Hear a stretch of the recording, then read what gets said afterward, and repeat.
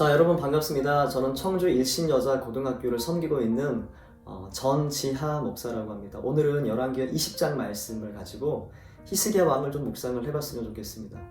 여러분 우리는 잘 압니다. 히스기야 왕이 어떤 왕인지, 그에게 어떤 은혜가 있었는지 잘 알고 있습니다. 열왕기하 20장 말씀 보면 히스기야 왕이 병이 걸렸어요. 병이 걸렸을 때 히스기야 왕이 했던 것은 기도하는 거였습니다. 기도했고 기도의 결과 그에게 주어진 하나님의 은혜가 무엇이었냐면 15년 생명 연장 받는 은혜가 그에게 주어졌습니다. 어려움 속에서 하나님과 깊은 관계를 맺었고 또 하나님의 은혜를 얻는 것은 너무나 귀하고 소중합니다. 그렇게 우리는 히스기야의 기도를 열광하고 열망하고 있는 거죠. 그런데 여기에 함정이 있다는 것도 우리는 또 알아야 됩니다. 주신 은혜가 너무나 커서 그 은혜에 갇혀 정말 더 중요한 이 은혜에 따른 거룩한 책임을 소홀히 한다는 것, 이것이 바로 함정이라는 거죠. 히스기야가 병이 나았습니다. 이 소문이 점점 퍼졌고 주변 국가에서 많은 사절단을 보냈는데 그 중에서 대국이었던 바벨론 사절단이 히스기야를 찾아옵니다. 히스기야 같은 경우는 대국에서 온 사절단을 소홀히 여기지 않고 환대했고 심지어 성과 성 안의 모든 것들을 다 보여주는 실수를 하게 되죠. 히스기야의 실수에 대해서 하나님이 징벌로 이사야 선지자를 통해서 징벌을 내리는데 그 징벌은 바로 이런 것이었습니다. 바벨론에게 너희 나라가 망한다라는 거예요. 포로로 끌려갈 것이며 심지어 너희 혈육 가운데는 바벨론으로 끌려가서 내시가 될 수도 있다. 내시가 될 것이다 라는 얘기까지 합니다. 속상한 것은 이 말을 듣고 히스기야의 반응하는 그 반응이 더 속상합니다. 무슨 말을 하냐면 히스기야가 이런 말을 하죠. 당신이 전한 여호와의 말씀이 옳습니다. 그리고 속으로 생각을 해요.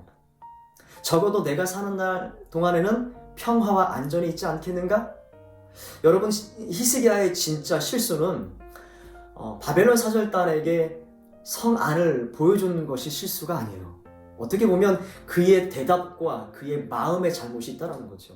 15년 연장받은 은혜에만 머물러 있었던 것, 15년 생명 연장을 받았고 이것을 어떻게 담아내서 누군가에게 흘려보내야 되는가, 이 책임을 고민하지 않았다는 것, 여기에 실수이고 여기에 실수가 있었고 여기에 잘못이 있었다는 거죠.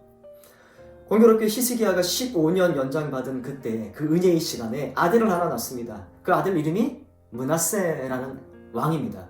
그런데 성경은 히스기야의 은혜의 기간 동안에 낳은 아들 므낫세에 대해서 이렇게 표현하고 있습니다. 열왕기하 23장 25절 26절 말씀인데 제가 한번 읽어드릴게요. 요시야와 같이 마음을 다하며 뜻을 다하며 힘을 다하여 모세의 모든 율법을 따라 여호와께로 돌이킨 왕은 요시야 전에도 없었고 후에도 그와 같은 자가 없었더라.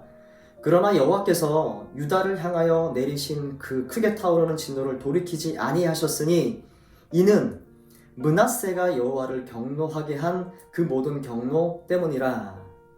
여러분, 요시야라는 왕을 아시죠? 참 선한 왕입니다. 하나님의 기쁨 되는 왕이기도 했죠. 그런데 이 선한 왕이 있다 할지라도 이스라엘을 향한, 유다 왕국을 향한 하나님의 진노를 멈출 수가 없는데 그 이유가 뭐냐면 므낫세가 한 모든 일 때문이라고 얘기를 하고 있다는 거죠. 히스기야의 15년 연장된 선물로 낳은 아들 그 므낫세로 인해 하나님의 진노가 사그러지지 않는다는 겁니다. 고스란히 히스기야 다음 세대에는 무너지고 있다는 거죠. 그렇다면 히스기야 왕에게 주어진 15년은 진정한 은혜라고 볼 수 있을까요? 후손들에게 있어서 히스기야 왕이 생명 연장을 받지 않고 오히려 죽는 것이 은혜가 아닐까요? 히스기야 왕의 모습을 보면 안타깝습니다. 그런데 히스기야의 모습에 우리 또한 자유로울 수 없다는 거죠. 받은 은혜에 머물러 있는 모습, 과거에 받은 은혜, 그리고 받을 은혜, 그 은혜에 열광하고 받을 것에 대한 갈구하는 그 모습이 우리 또한 마찬가지라는 거죠. 이미 주신 은혜를 가지고, 내게 주신 크든 작든 은혜를 가지고 어떻게 흘려보내고 어떤 책임을 질까에 대한 고민들은 소홀히 해왔다는 것입니다. 그렇게 우리는 생각해야 됩니다. 우리가 지금 받을 은혜를 생각하고 있는지, 받은 은혜를 어떻게 흘려보내고 책임질까를 생각하고 있는지를 말이죠. 여러분, 우리는 어떤 세대를 기대하고 있죠? 우리 다음 세대를 기대할 때 어떤 세대를 기대하고 있습니까? 신실한 청년들을 기대하고 있지 않습니까? 또 신실하고 하나님 앞에 반듯하게 서 있는 청소년들을 기대하고 있지 않습니까? 그렇다면 내게 주신 하나님의 은혜를 책임있게 흘려보내는 것을 우리는 진지하게 고민해야 된다는 거죠. 저희 학교의 간호사가 꾸민 학생 하나가 제 마음을 참 돌아보게 합니다. 이 친구는 지금 고3이고 간호학과에 합격을 했습니다. 이 친구가 하는 얘기가 뭐냐면 간호사가 돼서 졸업하고 신대원을 가서 선교사로 나가렵니다 라는 얘기를 끊임없이 얘기를 했었어요. 생각하면 생각할수록, 더 깊이 고백하는 그 아이의 모습을 생각하면 생각할수록 제 마음을 후벼 파는 거예요. 준비해서 주겠다라는 거예요. 흘려 보내겠다라는 거예요. 내가 받고 내가 얻고 내가 세워지는 것에 방점을 두고 있는 것이 아니라 그 인생은 흘려 보내는 거에 방점을 두고 있다라는 거죠. 학교 목사가 학생한테 그런 얘기를 들었을 때 나를 땅을 치게 만들더라고요. 내가 할 고백이어야 되고 우리 기성세대가 해야 될 고백인데 저 친구가 하고 있으니 속상하기도 하고 미안하기도 한 거죠.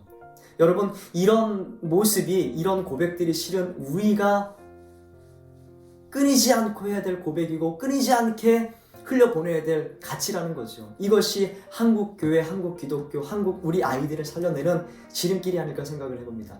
여러분, 우리에게 주어주신 하나님의 은혜, 크든 작든 그 은혜의 책임을 잊지 않고 얼마나 더 받을까가 아니라 어떻게 하면 내가 더 많이 흘려보낼 수 있지? 내가 져야 될 은혜의 책임은 무엇이지? 어떻게 쏟아낼까를 고민하며 나아가는 우리 모습이길 간절히 소망합니다.